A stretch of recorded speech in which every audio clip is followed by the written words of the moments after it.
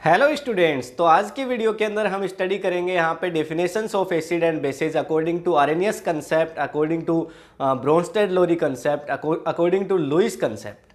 हम डायरेक्टली यहाँ पे chemical properties of acid and bases पे जा सकते थे, लेकिन बेसिकली जब हम स्टडी कर रहे हैं टोटली लेकर के एनटीएससी और सीबीएसई और एसएससी लेवल पे, तो इस टाइम हम क्या करेंगे, कंप्लीट इसको स्टडी करते हुए चलेंगे। मैं नहीं चाहता कि कोई आपका जो टॉपिक है वो बीच में स्किप हो जाए। तो यहाँ पे चलिए इसको स्टार्ट करते हैं, लेकिन उससे भी पहले मैं आपको एक इंटरेस्टिंग फैक्ट बता दूं कि जैसे कि आपने पढ़ा था पिछले वीडियो के अंदर कि किस तरह से आप एसिड एंड बेसिस को चेक कर सकते हैं इंडिकेटर्स की हेल्प से। ठीक है कि लिटमस पेपर की हेल्प से चेक कर सकते हैं, या फिर टर्मरिक के लिए हमने बताया था, फिनोल्फ्थालीन के लिए बोला था। तो यहाँ पे कुछ ऐसे इंडिकेटर्स भी होते हैं जिनसे आप चेक कर सकते हैं, जैसे कि नॉर्मली सूंघ करके, केवल आप उनको सूंघ करके ही पता लगा सकते हैं कि जो आपके सामने जो मटेरियल रखा है वो एसिड है कि बेस है। तो इसी कैटेगरी के अंदर आता है जैसे ओनियन। तो ओनियन के पीसेज को अगर आप काट देंगे, कपड़े के अंदर, क्लोथ्स के अंदर पैक करके उनको रख देंगे भिगो करके, और सुबह उस कपड़े को लेंगे और अगर उस पर एसिड डाल लेंगे तो उसकी स्मेल पे कोई इम्पैक्ट नहीं होगा। लेकिन अगर उसके ऊपर बेस डालेंगे तो उसकी जो स्मेल है वो गायब हो जाती है। ठीक है, यानी अगर स्मेल नहीं आ रही है तो मटेरियल बेस है, और अगर स्मेल आ रही है तो इसका मतलब मटेरियल एसिड है। इसी तरह से आप वेनिला एसेंस का यूज कर सकते हैं। ठीक है, इसी तरह से आप क्लोव ऑयल का यूज कर सकते हैं। क्लोव ऑयल कौन सा होता है, आपके पास लौंग का तेल, ठीक है, उसका यूज कर सकते हैं। अगर एसिड डालेंगे तो बढ़ जाती है स्मेल, अगर बेस डालेंगे तो डिक्रीज हो जाती है। वेनिला एसेंस के अंदर भी ऐसा ही होता है, अगर एसिड को आप उसमें ऐड करते हैं तो स्मेल है वो बढ़ जाती है। ठीक है, लेकिन अगर बेस को ऐड करते हैं तो स्मेल आती नहीं है। ठीक है, यानी कम हो जाती है ना, कोई इंपैक्ट उस पर खास अगर होगा नहीं बेस से, अगर बात करते हैं वेनिला एसेंस के लिए। तो ये सारे कुछ इनको बोला जाता है ओलिफैक्टरी इंडिकेटर्स। ओलिफैक्टरी का मीन्स क्या, जो शक्ति, जो ताकत भगवान ने आपको दी है नेचुरली सूंघने की, जो सूंघने की ये जो रिसेप्टर्स होते हैं ना आपके नाक में, इनको बोला जाता है नोज, यानी सेंस ऑफ स्मेल के जो रिसेप्टर्स होते हैं वो ओलिफैक्टरी रिसेप्टर्स होते हैं। तो चलिए बढ़ते हैं हमारे टॉपिक की तरफ। तो हमारे पास यहाँ पहला जो हमारा कंसेप्ट है वो है आरेनियस कंसेप्ट। अभी आरेनियस कंसेप्ट क्या है, तो इसके लिए मैं आपको एक बात बता दूं कि आपको एक्वाज स्टेट का जरूर पता होगा, यानी जब आप सॉलिड को कन्वर्ट करते हैं लिक्विड में, या फिर आप गैसेज स्टेट को कन्वर्ट करते हैं लिक्विड में, तो फिर यहाँ पे एक्वाज सॉल्यूशन बन जाता है। तो अब आपको ना तो इंडिकेटर्स की जरूरत है, ना तो लिटमस पेपर की जरूरत है, ना फिर ओलिफैक्टरी रिसेप्टर की जरूरत है, यानी सूंघ करके पता लगाने की। अब आपके सामने मैं फॉर्मूला लिखूंगा, जितने सारे एसिड हैं, लाइक हाइड्रोक्लोरिक एसिड है, H2SO4 है, सल्फ्यूरिक एसिड है, या फिर आपके पास सल्फ्यूरस एसिड है, या नाइट्रिक एसिड है HNO3, या एसिटिक एसिड है CH3COO है, जितने सारे फॉर्मूलाज आप स्क्रीन पे देख पा रहे होंगे, ये सारे एसिड की कैटेगरी में आते हैं। और ठीक दूसरी तरफ जैसे कि पोटेशियम हाइड्रोक्साइड हो गया, जैसे कि सोडियम हाइड्रोक्साइड हो गया, जैसे कि मैग्नीशियम हाइड्रोक्साइड हो गया, जैसे कि कैल्शियम हाइड्रोक्साइड हो गया, ये जितने सारे फॉर्मूलाज देख पा रहे हैं आप बेसिस के, ये सारे उसी कैटेगरी में आते हैं, बेसिस की कैटेगरी में। लेकिन पता कैसे लगाएं सर, तो इसके लिए ये सारी डेफिनेशंस आपको जरूर स्टडी करनी है कि कौन कौन से, आरेनियस ने क्या बोला, देखिए सबने अपने अपने हिसाब से बातें बताई हैं।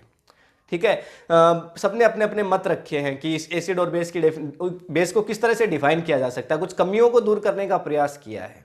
ठीक है, तो आरेनियस ने क्या बताया, इस पे चलते हैं। तो जैसे मैं यहाँ एक एग्जांपल ले रहा हूँ आपके पास HCl का, ये HCl हाइड्रोक्लोरिक एसिड होता है। ठीक है, अब इसके अंदर जब इसको वाटर में डिजोल्व किया जाता है, बेसिकली जब इसको वाटर में डिजोल्व करते हैं तो क्या हो जाता है, ये दो पार्ट में टूट जाता है, H+ और Cl-, ये दो पार्ट में डिवाइड हो जाता है, H+ और Cl-। अब इसके पीछे रीजन क्या रहा, देखिए जितने सारे एसिड आप देख पा रहे हैं, HCl, H2SO4, HNO3, सबके साथ ऐसा ही होता है। ये आरेनियस का कहना है कि जैसे ही आप इनको वाटर के अंदर डिजोल्व करते हैं, ये क्या करते हैं, H+ आयन दे देते हैं। ठीक है, यानी ये आयोनाइज हो जाते हैं, आयोनाइज होकर के H+ आयन देते हैं, और जो H+ आयन देता है वो एसिड होता है अकॉर्डिंग टू आरेनियस। ठीक है, तो वो सब्सटेंस जो एक्वाज सॉल्यूशन में H+ आयन को देते हैं, जैसे यहाँ पे एक और एग्जांपल ले लेते हैं, जैसे H2SO4, इसका अगर एक्वाज सॉल्यूशन बनाएं, एक्वाज सॉल्यूशन अगर बनाते हैं तो क्या होगा, फिर से क्या दे देगा, 2H+ एंड SO4- दे दिया, फिर से देखिए H+ दे दिया।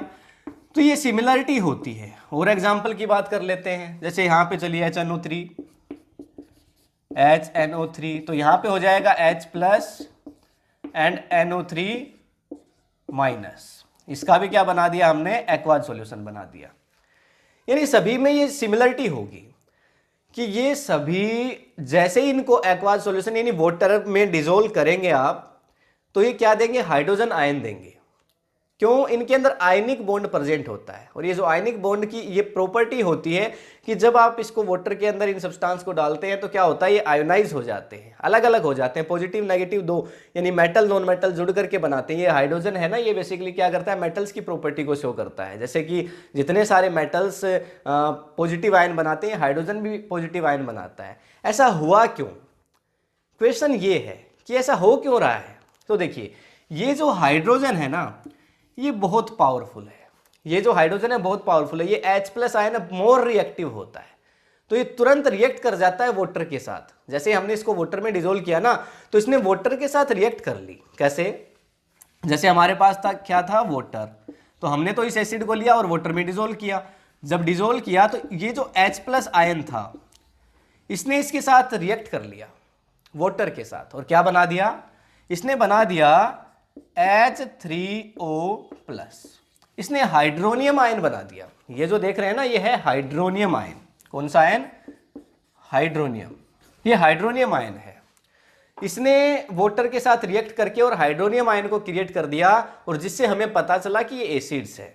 तो जितने सारे एसिड होते हैं वे सारे सब्सटेंस जिनको वाटर में आप डिसोल्व करते हैं और आपका हाइड्रोजन आयन है वो वहां से रिलीज हो जाता है, इन्हें H प्लस आयन दे देते हैं।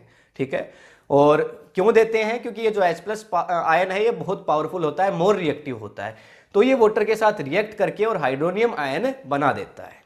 तो वो सारे एसिड्स की कैटेगरी में आते हैं अकॉर्डिंग टू आर्हेनियस। तो फिर बेस की कैटेगरी में कौन आते हैं, तो बेस की कैटेगरी की अगर हम बात करते हैं तो यहाँ पे देखिए हमारे पास मैं एक एग्जाम्पल लिख रहा हूँ MgOH2, ये फर्स्ट एग्जाम्पल ले लिया मैंने। एक और एग्जाम्पल ले रहा हूँ NaOH, एक और एग्जाम्पल ले रहा हूँ कैल्शियम हाइड्रोक्साइड CaOH2। इन सब का मैं बनाऊंगा एक्वाज सॉल्यूशन, इसका भी एक्वाज बनाऊंगा, इसका भी एक्वाज और इसका भी एक्वाज, इन सभी का मैं एक्वाज सॉल्यूशन बनाऊंगा। इनको वाटर में मैं डिसोल्व करूंगा। तो जैसे एसिड क्या कर रहे थे कि हाइड्रोजन आयन दे रहे थे, वैसे ये क्या करेंगे, हाइड्रोक्साइड देंगे। जैसे यहां पे कर दिया मैंने Mg plus 2OH minus, Mg plus 2 हो जाएगा, एंड यहां पे 2OH माइनस। ठीक, वैसे यहां पे देखिए Na plus and plus OH minus, और यहां पे देखिए कैल्शियम, अब आप बता देंगे कैल्शियम प्लस 2OH माइनस। तो जो चीज यहां पे मेरे को कॉमन नजर आ रही है इन सारे बेस में, वो चीज क्या है, ये आयन है जिसको मैं बोलता हूं हाइड्रोक्साइड आयन। ये वो आयन है जिसको मैं क्या बोलता हूं, हाइड्रोक्साइड आयन बोलता हूं। तो जितने भी मटेरियल, जितने भी सब्सटेंस वाटर में डिसोल्व करने पे अगर हाइड्रोक्साइड आयन देते हैं तो वो सारे बेस की कैटेगरी में आते हैं as according to Arrhenius concept. तो आर्हेनियस कंसेप्ट के हिसाब से एक बात तो मेरे को समझ में आ गई कि वो सब्सटेंस जो आपके वाटर में डिसोल्व करने पे हाइड्रोजन आयन दे देंगे वो क्या हो जाएंगे, एसिड, और जो हाइड्रोक्साइड आयन दे देंगे वो क्या हो जाएंगे, बेस। अभी स्ट्रोंग और वीक, ये दो चीजें आती हैं कि strong acid, strong base, weak acid और वीक बेस। तो कौन स्ट्रोंग और कौन वीक, इसकी बात करते हैं। तो जैसे कि यहां पे मान लेते हैं कि एक तीरंदाज है, एक निशाना लगाने वाला निशानेबाज है, उसने 100 तीर चलाए और 100 के 100 निशाने पे लगा दिए, और एक दूसरा निशानेबाज है जिसने 100 तीर चलाए और उसमें से 10 निशाने पे लगा पाया। तो अच्छा तीरंदाज कौन, स्ट्रोंग तीरंदाज कौन है, स्ट्रोंग वाला निशानेबाज कौन है, जिसने 100 लगाए और 100 के 100 ही निशाने पे लग गए, तो वही तो स्ट्रोंग है ना। ठीक इसमें भी वैसा ही होता है। कैसा होता है देखते हैं। तो यहां पे मैंने आपको बताया कि हाइड्रोजन और साथ ही हाइड्रोक्साइड एसिड और बेस देते हैं वाटर के अंदर।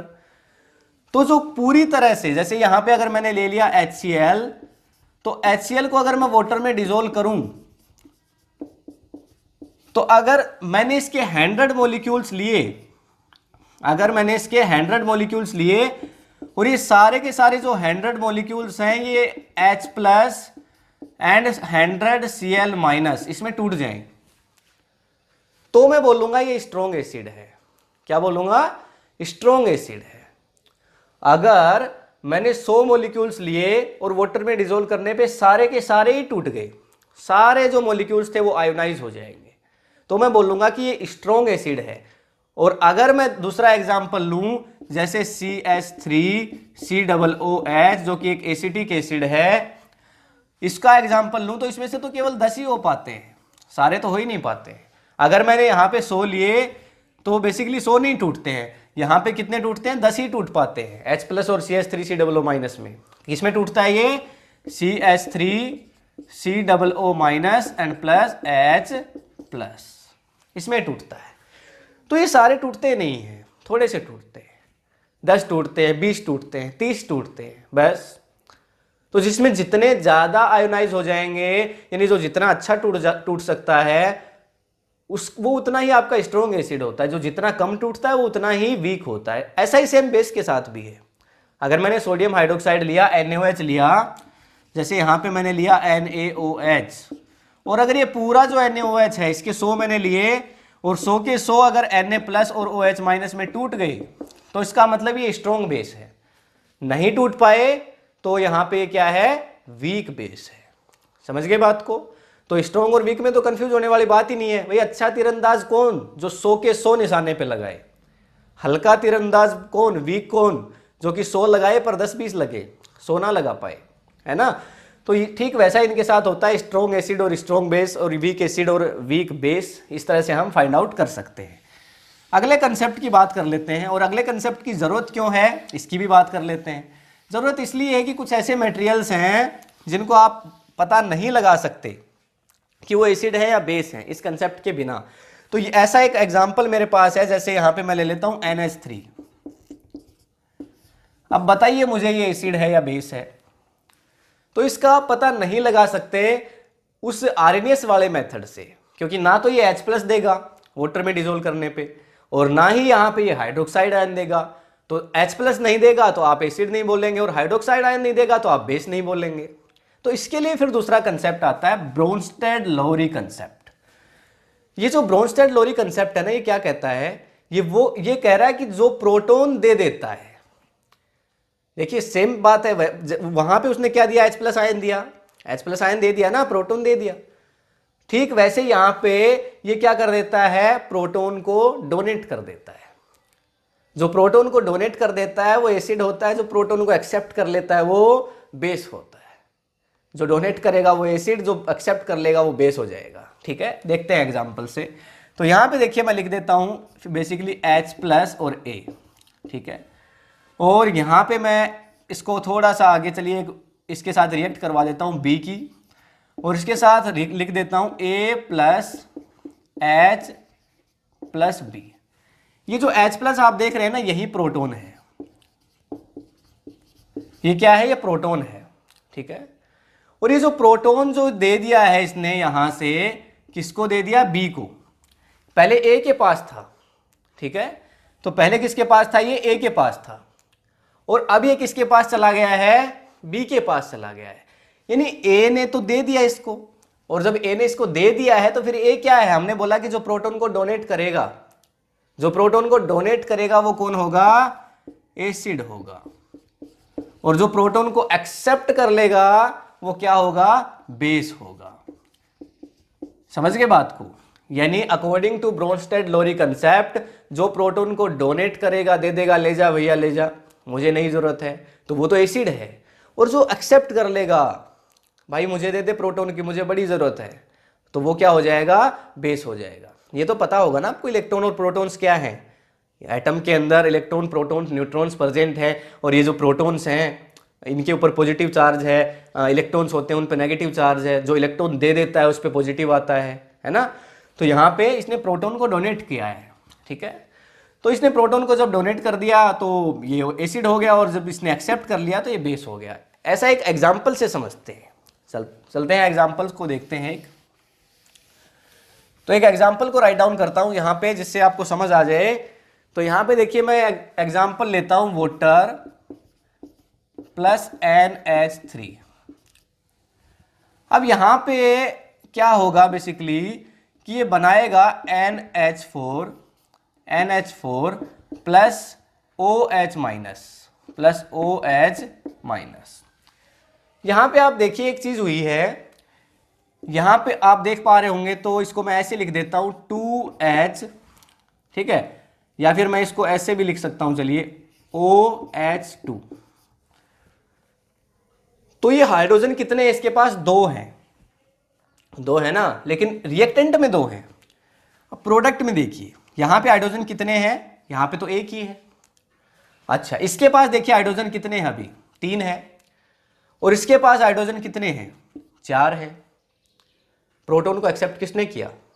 हाइड्रोजन को एक्सेप्ट किसने किया? इसने किया ना, NH4 ने किया, NH3 ने एक्सेप्ट कर लिया। तो इसका मतलब ये क्या हो गया, यहां पे हमारे पास जो एक्सेप्ट करता है वो क्या होता है? बेस। जो एक्सेप्ट करता है वो क्या होता है? बेस। और जो डोनेट कर देता है वो क्या होता है? एसिड। अब वाटर तो कहेंगे सर न्यूट्रल है, वाटर कहां से कब से एसिड होने लगा? वाटर न्यूट्रल ही है, लेकिन जब ये रिएक्ट करता है अमोनिया के साथ, NH3 के साथ, तो ये अमोनियम आयन बना देता है यहां पे बेसिकली। तो ये जब इसने बना दिया है अमोनियम, और यहां पे जो हाइड्रोक्साइड में कन्वर्ट हो गया है, तो अब इसने एक बेस बना दिया। आप देखोगे ना OH माइनस, और OH माइनस हमें पता है अकॉर्डिंग टू आरएनएस कहां आता है? एसिड बेस में आता है। तो इसने एक बेस बना दिया, आपने हाइड्रोजन को दे दिया है। न्यूट्रल तो ये तब था ना जब इसके पास H और OH दोनों थे, अब तो केवल इसके पास OH है, और जब इसके पास OH है तो ये क्या है? बेस है। H फिर से मिला दो तो फिर से न्यूट्रल ही है, कोई दिक्कत वाली बात नहीं है। लेकिन जब ब्रोंस्टेड-लोरी की बात करते हैं तो ये अकॉर्डिंग टू ब्रोंस्टेड-लोरी कंसेप्ट जो वाटर है वो क्या हो जाता है? वो आपके पास एसिड की कैटेगरी में आ जाता है। आगे चलते हैं, देखिए एक और आगे लुईस कंसेप्ट की तरफ बढ़ते हैं। तो हमारा जो थर्ड कंसेप्ट है लुईस कंसेप्ट, वो क्या कहता है? यही समझ आ गया ना आपको दोनों कंसेप्ट। देखिए आर्हेनियस ने क्या बताया कि जो H प्लस दे वो एसिड, और जो OH माइनस दे एक्वास सॉल्यूशन में वो बेस। ब्रोंस्टेड-लोरी ने क्या बताया? जो प्रोटॉन को डोनेट कर दे वो एसिड, जो प्रोटॉन को एक्सेप्ट कर ले वो क्या हो जाए? बेस। समझ गए बात को? अब उसके बाद यहां पे हम चलते हैं लुईस कंसेप्ट, और Lewis concept lone pair electrons पे काम करता है। आपने लुईस स्ट्रक्चर्स को पढ़ा होगा। अब लुईस स्ट्रक्चर्स में जब हम पढ़ते हैं तो हमें लोन पेयर इलेक्ट्रॉन्स का ध्यान रखना होता है। जैसे यहां पे फॉर एग्जांपल मैं ले लूं, ये मेरे पास है BF3, और यहां पे एक और एग्जांपल मैं ले लूं, ये है मेरे पास NH3, और यहां पे जो होगा तो यहां पे लिख रहा हूं मैं F3B, और यहां पे मैं कुछ इस तरह से एक एरो लगा रहा हूं इसकी तरफ, और वो आपको समझ आएगा ये क्यों लगाया मैंने। और ये NH3। अब इस यहां से आपको एक चीज देखनी चाहिए, क्या? ये आपके पास बोरोन है और ये आपके पास NH3, लेकिन NH3 के पास लोन पेयर इलेक्ट्रॉन्स होते हैं। लोन पेयर कौन? जो फ्री बैठा है, जिसका कोई यूज नहीं है। क्यों? जैसे देखिए ये नाइट्रोजन है, और अगर मैं NH3 की बात करूं तो कुछ इस तरह की स्ट्रक्चर इसकी होती है, ये हाइड्रोजन, ये हाइड्रोजन, ये हाइड्रोजन और ये हाइड्रोजन। इसका मतलब समझ रहे हैं आप? नाइट्रोजन जो है ना, इसके पास इसका एटॉमिक नंबर नाइट्रोजन का होता है भैया 7। तो इसके पास देखिए इलेक्ट्रॉन कॉन्फ़िगरेशन की बात करूं तो 2 and 5, यानी आउटर मोस्ट सेल में 5 इलेक्ट्रॉन्स हैं।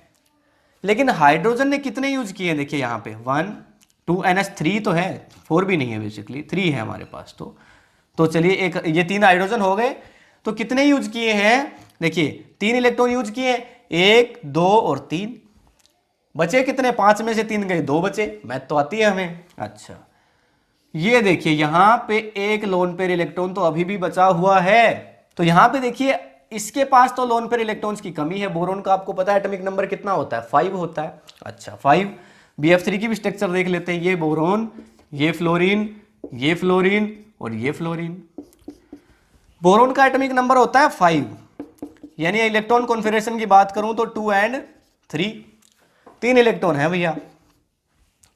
फ्लोरीन ने एक इसने यूज कर लिया, एक इसने यूज कर लिया और एक इसने यूज कर लिया, तीनों ने यूज कर लिया। तो अब इसके पास क्या इलेक्ट्रॉन है? इसके पास तो इलेक्ट्रॉन नहीं है, और जब इसके पास इलेक्ट्रॉन नहीं है तो ये क्या करेगा? एक्सेप्ट करेगा। दे तो कहां से का बेचारा, क्योंकि है ही नहीं। तो ये इन लोन पेयर इलेक्ट्रॉन्स को एक्सेप्ट कर लेता है। देखिए यहां पे मैंने एरो लगाया है कि NH3 ने क्या कर दिया? BF3 को लोन पेयर इलेक्ट्रॉन्स को दे दिया है। और जब इसने दे दिया है तो यहां से देखिए मैं राइट डाउन कर सकता हूं आपके पास, ये आपका क्या हो गया, एसिड हो गया। जो लोन पेयर इलेक्ट्रॉन्स को एक्सेप्ट कर लेगा वो एसिड, और ये आपके पास क्या हो गया देखिए, बेस। जो लोन पेयर इलेक्ट्रॉन्स को डोनेट कर देगा वो आपका बेस हो जाएगा।